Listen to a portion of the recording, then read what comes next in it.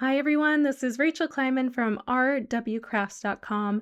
I'm very excited to be a part of the What a Ride collaboration with Hero Arts and Pear Blossom today. So I'll be using this new collection and turning it into an interactive card with that piece there. And I will be using the new snap and slide mechanisms from Pear Blossom. They're very easy to use, and I'm excited to create a card with you all today using that.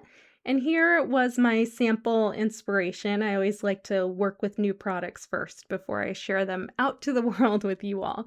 So I will be doing some very quick Copic coloring, so don't worry, it'll speed through nice and fast.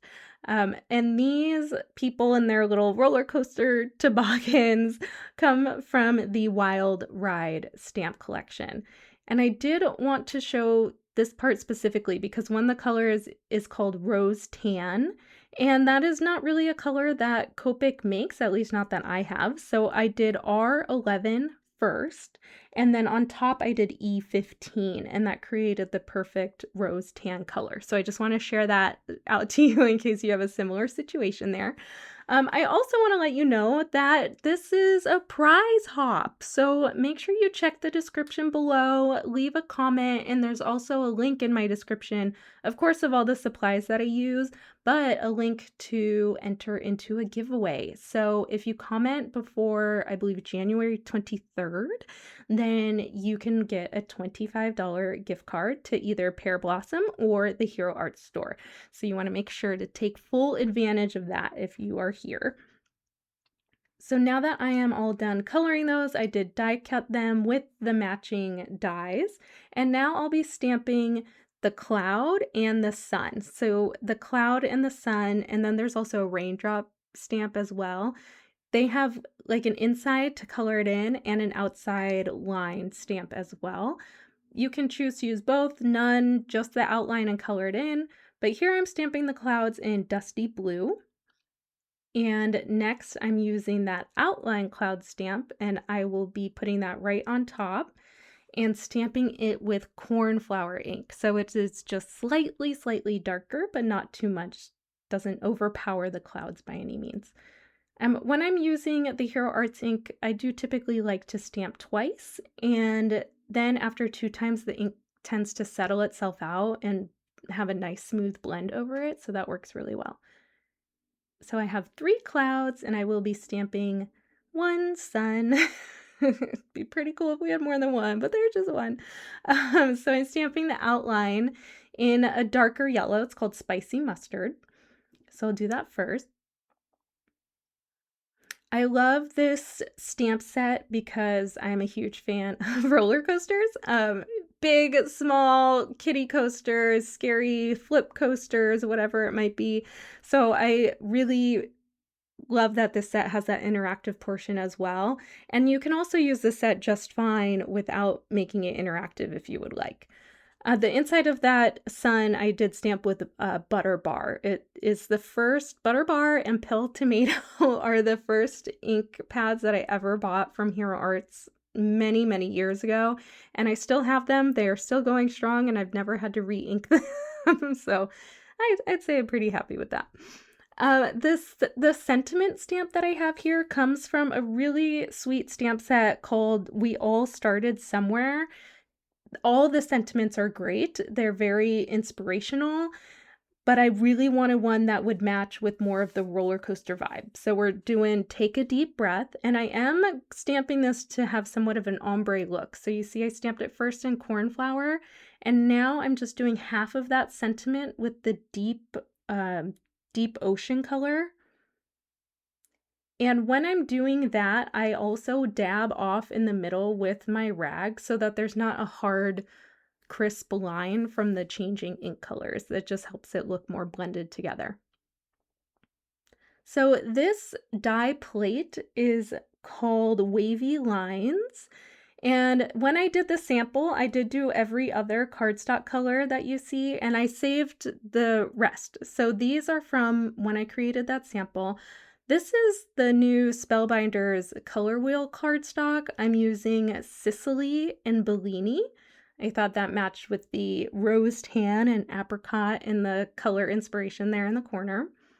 And I am just doing alternating colors every other, but I did want to point out here that I am gluing every single part of this piece because I'll be cutting straight down the middle of it with that wavy line die from the first set that I showed you.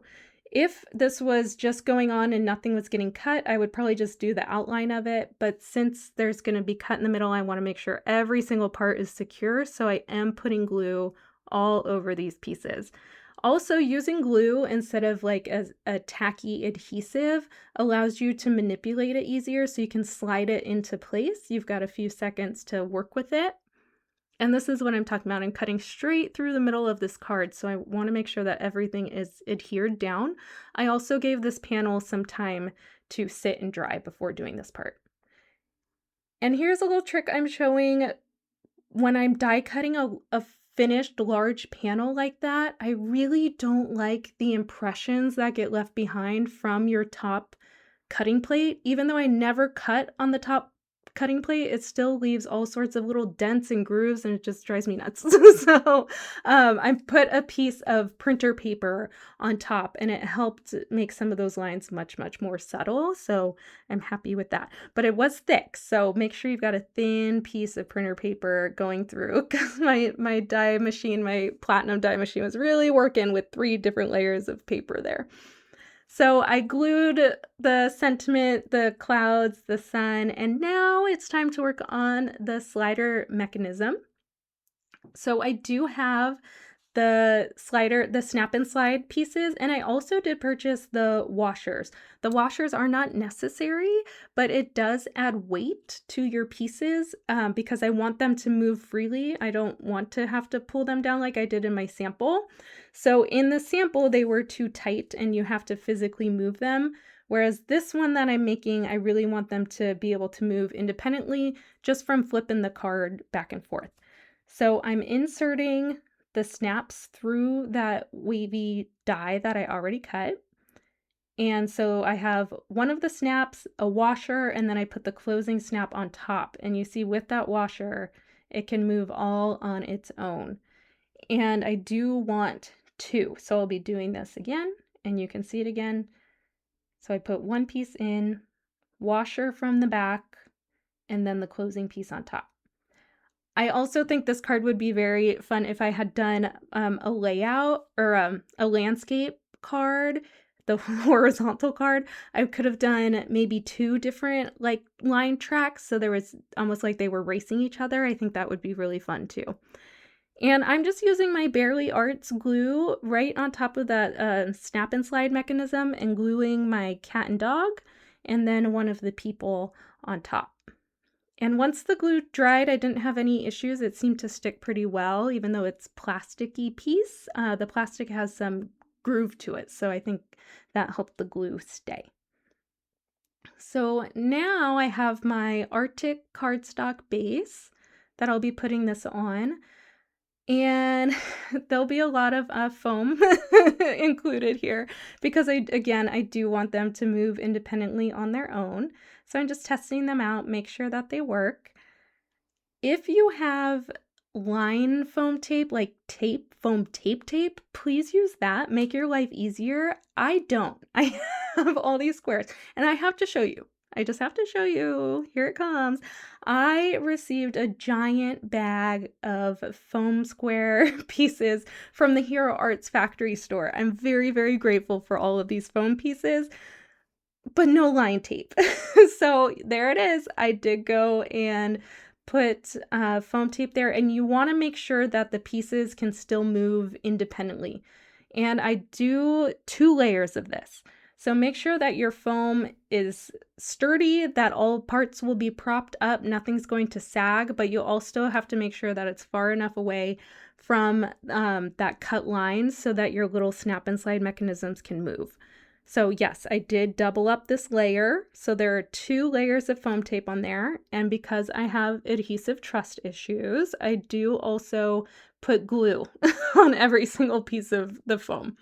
That's just a me thing. If you've never seen your adhesive from your 15-year-old scrapbooks completely erode and fall apart in their page sleeves, then I'm happy for you.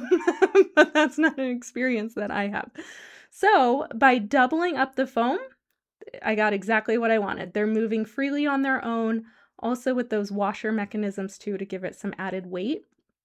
The sample that I did here, that's just one layer of foam, so they do still move, but I have to move and drag them. So by doing 2 layers of foam, they can flip and flop and go crazy all on their own, as you're seeing. Oh, it's so cute. I like it a lot. So that one says, "Take a deep breath." So I changed the sentiment. The other one said, "Keep moving forward." But there is a whole playlist with this hop. So make sure you also click the playlist, see everybody else's inspiration with this fun set. And thank you so much for joining. Bye.